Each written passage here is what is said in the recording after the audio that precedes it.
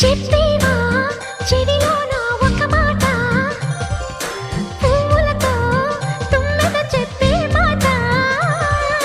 నీ చిరునవ్వు సాక్షిగా తాజ్ మహల్ నాదట, నీ పెదవంచు సాక్షిగా షాజహాను నేనట. నీ తీయని ప్రేమకి నా పెదవే నజరానా, నీ పైటకి నేనిక బానిసనే నెరజానా.